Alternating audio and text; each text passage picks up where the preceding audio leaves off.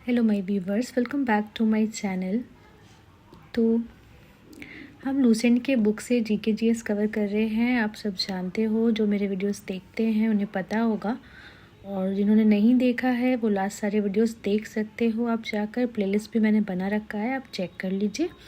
ठीक है, जो भी एनटीपीसी 2024 के एस्पिरेंट्स हैं उनको ये बहुत ही फ़ायदेमंद रहेगा। और भी काफ़ी एग्ज़ाम्स में जीके जीएस पूछे जाते हैं, तो उसके लिए आप ये सीरीज़ कंटिन्यू देख सकते हो। अगर मेरे चैनल पे नए हो तो सब्सक्राइब कर लीजिएगा, सो दैट आपको कंटिन्यू वीडियोस मिलती रहे।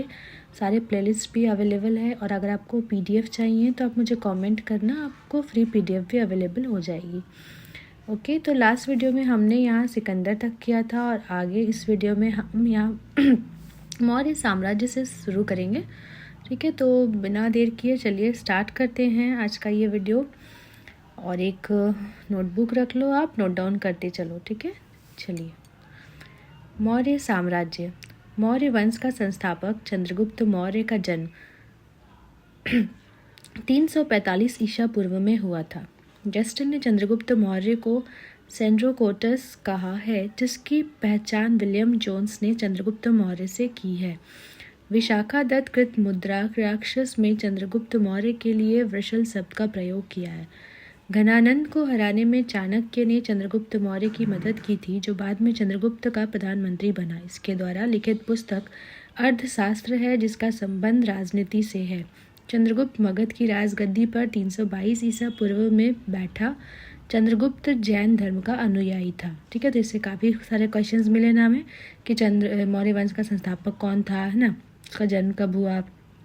फिर आपको और भी देखिए, ये सारे जो पिंक पिंक में दिए हुए, ये सारे हाईलाइटेड जो है पॉइंट्स है, ये इंपॉर्टेंट है, इससे ऑब्जेक्टिव्स निकल के आते हैं, आते रहेंगे।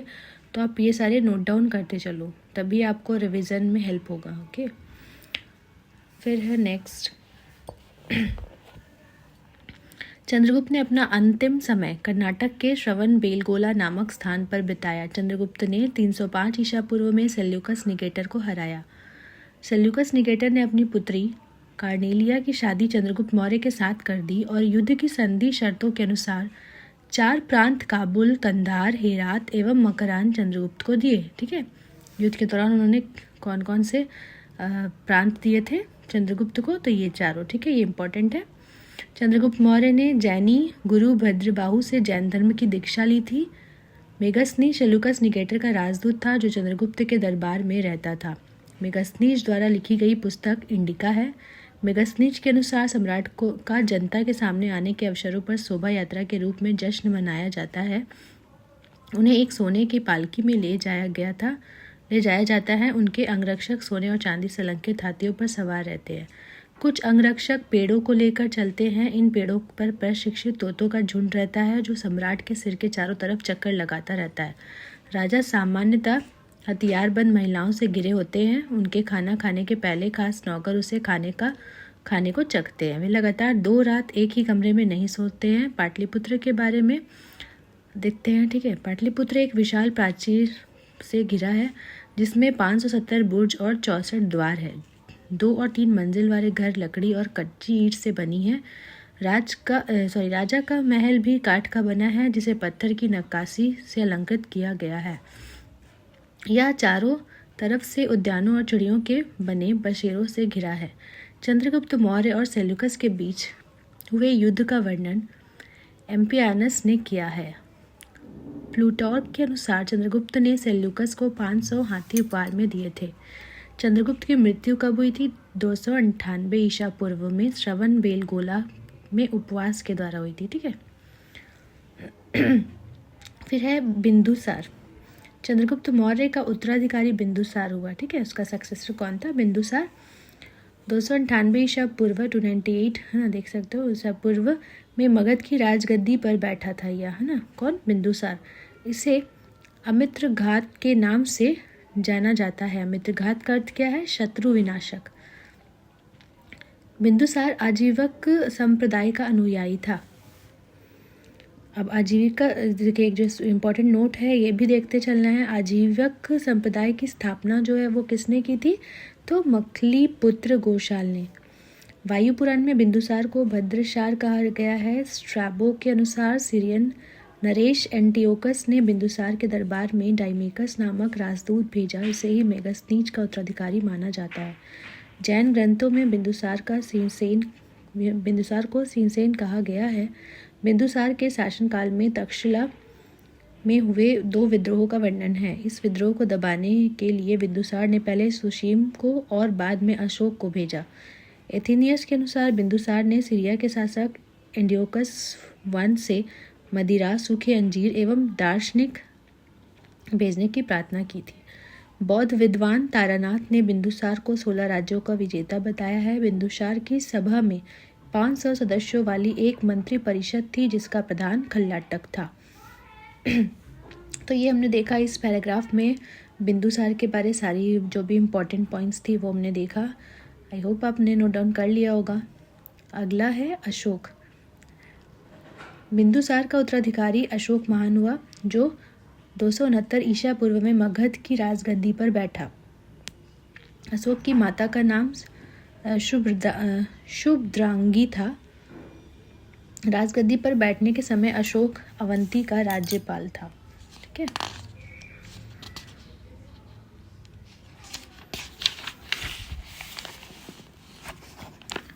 फिर है मास्की, गुर्जरा, नेतुर एवं उड़ेलगोलम के लेखों में अशोक का नाम अशोक मिलता है। अशोक का इतिहास हमें मुख्यतः उसके अभिलेखों से ही ज्ञात होता है।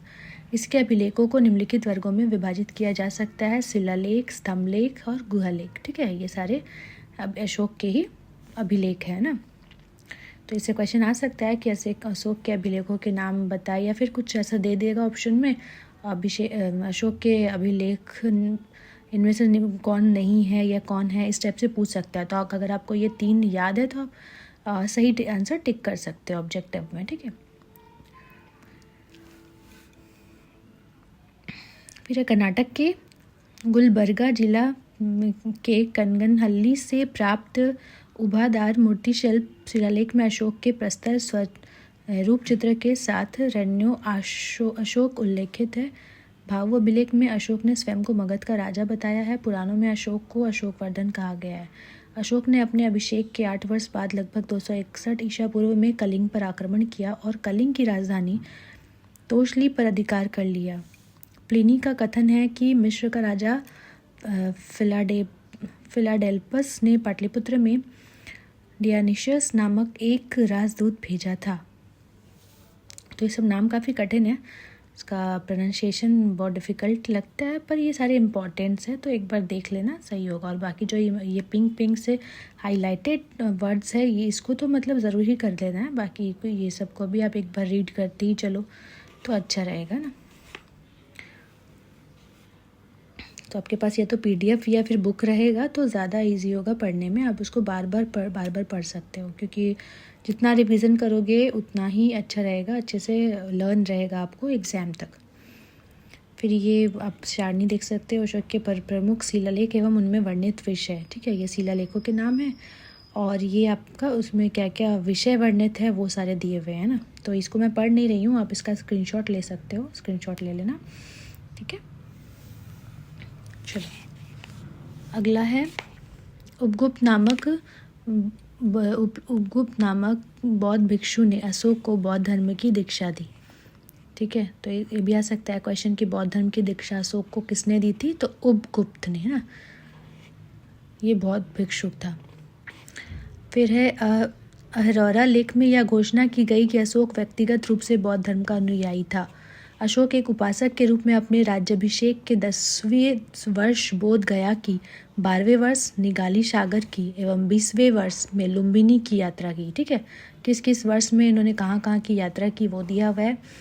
अशोक ने आजीविकों को रहने हेतु बराबर की पहाड़ियों में 4 गुफाओं का निर्माण करवाया, जिनका नाम कर्ज, चौपार, सुदामा तथा विश्व झोपड़ी था। अशोक के पौत्र दशरथ ने आजीविकों को नागार्जुन गुफा प्रदान की थी। अशोक के 7वें स्तंभ लेख में आजीविकों का उल्लेख किया गया है तथा महामात्रों की आजीविकों के हितों का ध्यान रखने के लिए कहा गया है। अशोक ने बौद्ध धर्म के प्रचार के लिए अपने पुत्र महेंद्र एवं पुत्री संघमित्रा को श्रीलंका भेजा।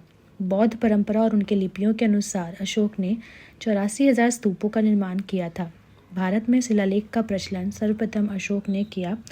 अशोक के शिलालेखों में ब्राह्मी, खरोष्ठी, ग्रीक एवं अरमाइक लिपि का प्रयोग हुआ है।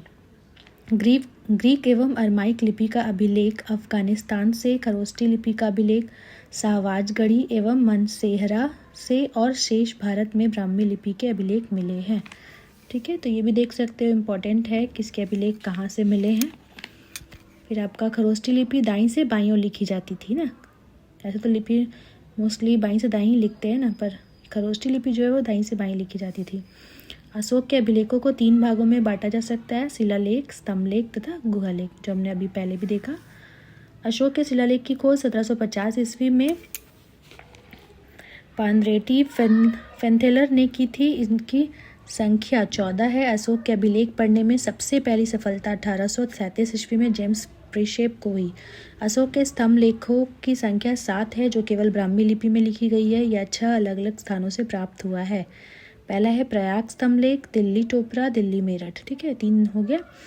प्रयाग स्तंभ लेख जो है यह पहले कौशाम्बी में स्थित था। इस स्तंभ लेख को अकबर ने इलाहाबाद के किले में स्थापित कराया। दिल्ली टोपरा यह स्तंभ लेख फिरोज शाह तुगलक के द्वारा टोपरा से दिल्ली लाया गया और दिल्ली मेरठ पहले मेरठ में यह स्थित था और यह स्तंभ लेख फिरोज शाह द्वारा दिल्ली लाया गया था। ठीक है, तो ये देख लिया आपने ये तीनों पॉइंट्स, उसके बारे जो भी जानकारी थी।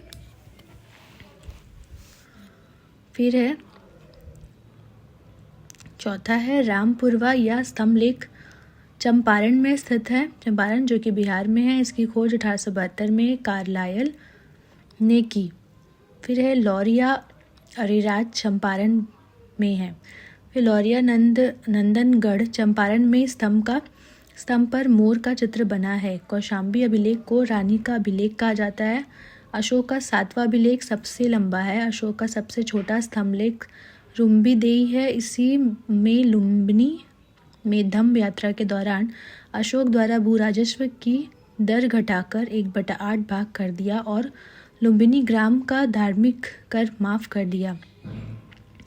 प्रथम पृथक शिलालेख में यह घोषणा है कि सभी मनुष्य मेरे बच्चे हैं। अशोक का शारेकुना अभिलेख ग्रीक एवं आम्रेइक भाषाओं में प्राप्त हुआ है। साम्राज्य में मुख्यमंत्री एवं पुरोहित की नियुक्ति के पूर्व इनके चरित्र को काफ़ी जांचा परखा जाता था, जिसे उब्धा परीक्षण कहा जाता था। सम्राट की सहायता के लिए एक मंत्री परिषद होती थी, जिसमें सदस्यों की संख्या 12, 16 या 20 हुआ करती थी। अर्थशास्त्र में शीर्षस्थ अधिकारी के रूप में तीर्थ का उल्लेख मिलता है, जिसे महामात्र भी कहा जाता है। इसकी संख्या 18 थी। अर्थशास्त्र में चर जासूस को कहा गया है। अशोक के समय मौर्य साम्राज्य में प्रांतों की संख्या 5 थी। प्रांतों को चक्र कहा जाता था। प्रांतों के प्रशासक कुमार या आर्यपुत्र या राष्ट्रिक कहलाते थे। प्रांतों का विभाजन विषय में किया गया था, जो विषयपति के अधीन होते थे। प्रशासन की सबसे छोटी इकाई ग्राम थी, जिसका मुखिया ग्रामी कहलाता था। प्रशासकों में सबसे छोटा गोप था, जो 10 ग्रामों का शासन संभालता था। मेगसनीश के अनुसार नगर का प्रशासन 30 सदस्यों का एक मंडल करता था, जो 6 समितियों में विभाजित था। प्रत्येक समिति में 5 सदस्य होते थे। बिक्री कर के रूप में मूल्य का 10वां भाग वसूला जाता था। इसे बचाने वालों को मृत्युदंड दिया जाता था। मेगसनीच के अनुसार एग्रोनोमाई मार्ग निर्माण अधिकारी था। जस्टिन के अनुसार चंद्रगुप्त मौर्य की सेना में लगभग 50,000 अश्वारोही सैनिक, 9,000 हाथी व 8,000 रथ थे। जस्टिन नामक यूनानी लेखक के अनुसार चंद्रगुप्त ने अपनी 6 लाख की फौज से सारे भारत को रौंद दिया। यह बात सही भी हो सकती है और नहीं भी, लेकिन यह सही है कि चंद्रगुप्त ने पश्चिमोत्तर भारत को सेल्यूकस की गुलामी से मुक्त किया। जस्टिन ने चंद्रगुप्त की सेना को लुटेरों की सेना कहा है। युद्ध सेना में सेना का नेतृत्व करने वाला अधिकारी नायक कहलाता था। सैन्य विभाग का सबसे बड़ा अधिकारी सेनापति होता था। प्लिनी नामक यूनानी लेखक के अनुसार चंद्रगुप्त की सेना में 6 लाख पैदल सिपाही, 30,000 घुड़सवार और 9,000 हाथी थे।